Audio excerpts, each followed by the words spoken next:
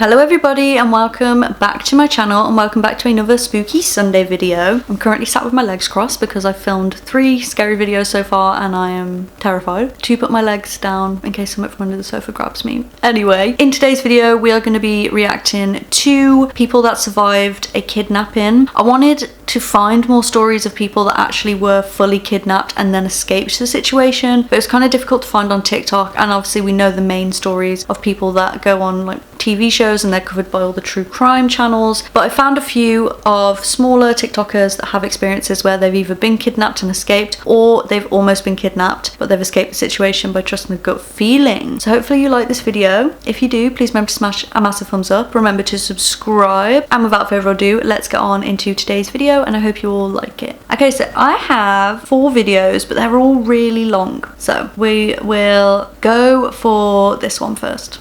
So I have a story time for you guys that was just inspired by this video on my For You page of this girl pretending to be all the different zodiac signs and how they would react if they were to be kidnapped and put into the back of a van. So if you don't know me personally, then you wouldn't know this little thing about me that like red flags just don't go off when I'm in danger sometimes on occasion.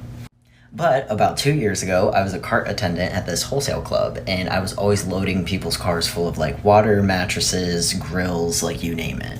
But on this particular day, I had an older gentleman have this rolling platform cart full of like 14 cases of water that he asked me to load into the back of his van. I said, why the hell not? So I start loading them up, and he goes, oh, I just want to let you know, like I have a bum knee, I can't lift anything, and only one of those doors work. And I'm like, alright, no worries. So I am loading them up and I'm putting them in the middle because I know I'm not like technically supposed to get into somebody's vehicle, but he asked me to and get in there and like push them back to make room for like the rest of them. So I did just that, and you know, he's watching me, I'm loading them, I'm rearranging them, and then the door shut, and then I'm like, oh, I think the door's closed. So I go up to the door and I'm like, yeah, that's not opening. You know what, I'm just gonna keep rearranging these. Stupid. So I start hearing all this commotion going on from customers like yelling like, oh my god, and I'm like, who's getting kidnapped right now? Me, I was the one getting kidnapped, turns out. So I'm like chilling, like rearranging the waters, and suddenly the door of the van swings open. It's my supervisor, he's like, get out. So I jump out the back and I'm like, what's up? And he goes, are you okay? And I was like, I'm fine, I'm working, and all these people are staring at me, and I was like, what the fuck? We finished loading the van, and then my supervisor takes me inside. He's like, Hayden, were you aware that like you were moments away from being kidnapped? I was like, no. I was just loading this dude's van. He goes, I just had people come in and tell me my cart attendant was trapped in the back of this guy's van. So, that's very concerning. You had no idea that's what was happening. And I was like, well, I just didn't see it that way, I guess. He goes, you know what, how about you just take a break and like you can go back out in like 10 minutes or something? Literally right over my head, I come home and tell my family, they're like, are you serious? And I'm like, what's the big deal? They're like, Hayden, you almost got kidnapped. I was like, no, I didn't. Yeah, I did. Anyway, thanks for listening to my story time if you made it this far.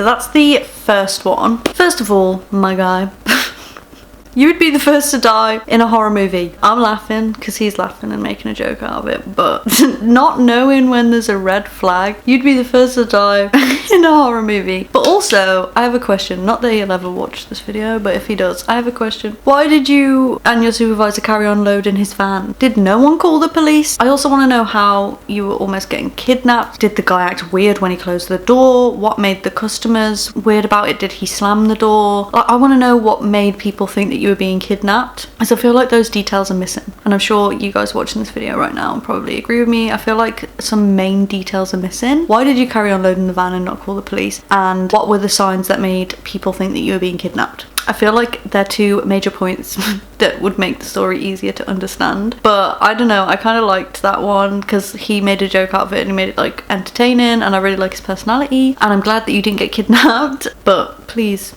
understand red flags and trust a gut instinct. And if you're not supposed to get in the back of someone's van, don't get in the back of someone's van. Anyway, moving on to the next one.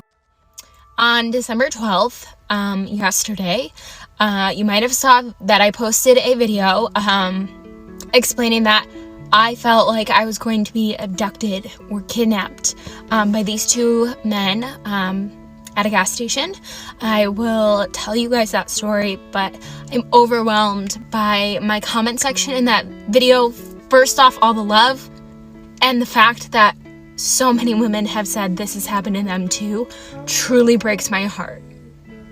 At 6:45 in the morning on December 12th, I went to the gas station to get an energy drink, and there was this very weird looking man. I'm not being judgmental, but it just gave me the heebie-jeebies.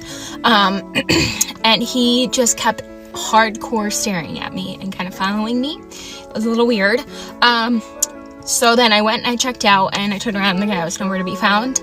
I would watch a lot of FBI shows, so it like sent something off in my head. Like my intuition was just like, something's not right. So I went out to my car that was still running because I did the remote start, but it was still locked. I unlocked it and I went to go get in the front, and there's this bigger man standing in the front of my car, and he goes, "Good morning," and he was very chipper and he seemed like a nice guy. He was an older man, probably like 30s maybe. Irrelevant. So I go and I get in my driver's side and I'm like, "Good morning," and I get in the car and I hurry up and I press this lock button. It's just habit for me, and I'm so glad that I do this.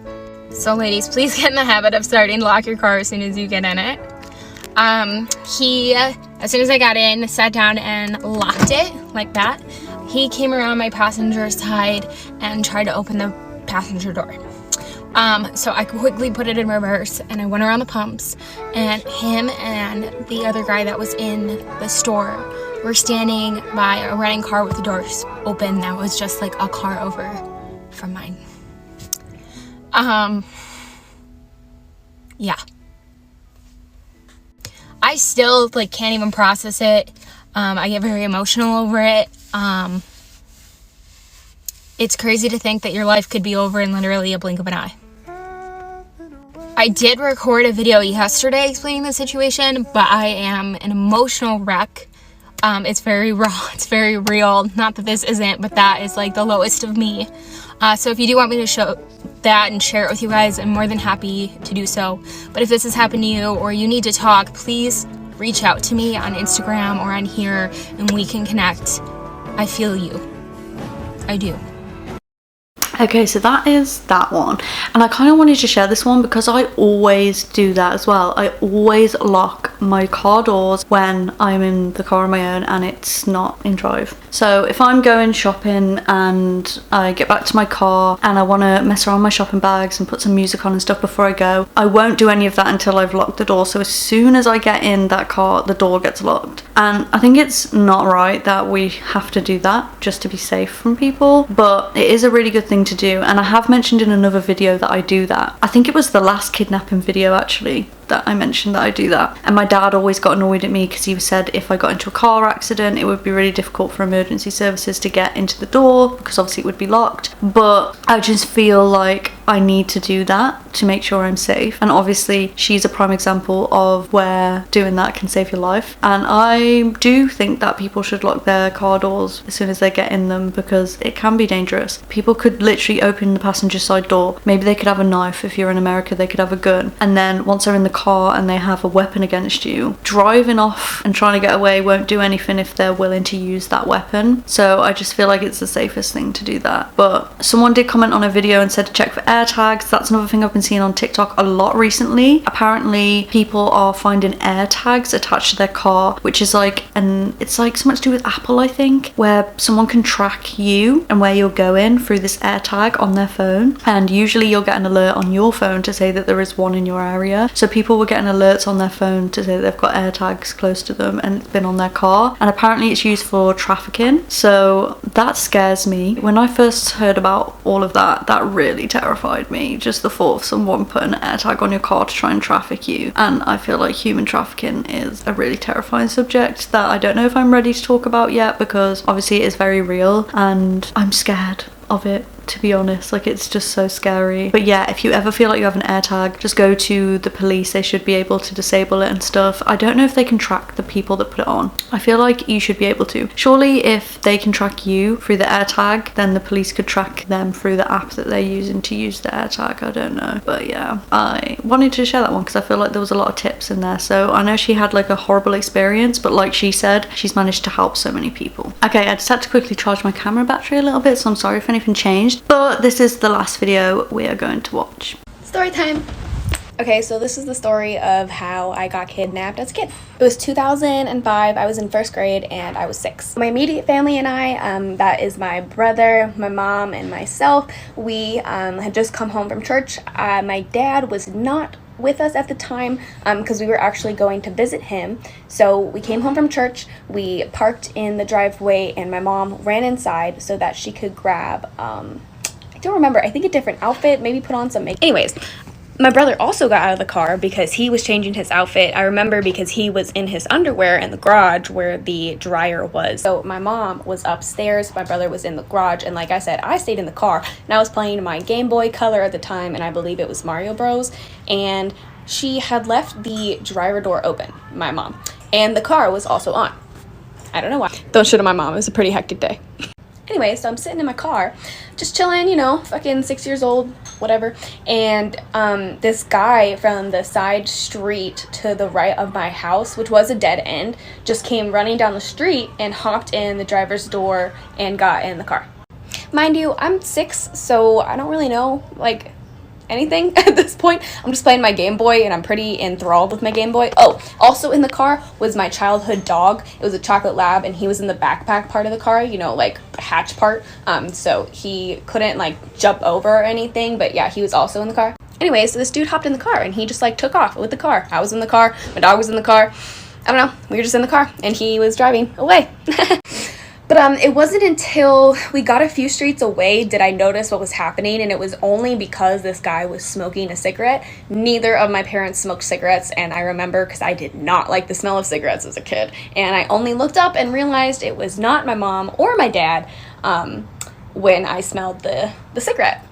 I don't remember exactly what I said. I just remember I either screamed or said something because the dude who was driving and had stolen the car screamed, "Oh shit, there's a kid in the car," and he like kind of slammed on the brakes, but not really, and by that time I had already like opened the door and jumped out.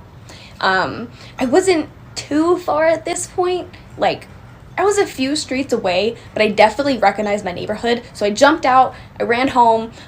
Luckily, it had only been like 5 minutes maybe since the car had been stolen. And my mom was in the driveway in her robe and the police were there, like 5 or 6 police cars. And yeah, they were all really happy to see me. Obviously, I was fine. We didn't find the car until a few days later. And yeah, that's my kidnapping story. Okay, so that is the last one. I know what you're gonna say. What happened to the dog? That was my question as well. When I watched that video, I was like, you're just gonna end the story without telling us what happened to the dog? Where is it? Please. But I read the comments, a lot of people were asking about the dog, and then there was this one comment where someone had replied and said that she had said that the dog was actually found with the car and it was alive, but it was just really, really hungry. So the dog survived, thank God, because I was thinking, oh my God, she left the dog in the car, and how can she just finish the story without telling us what happened to the dog? You know, we're all invested now. We need to know if it's alive. So luckily it was alive, but that's insane. I think halfway through the story I kind of realized that maybe this guy was stealing the car rather than trying to kidnap her.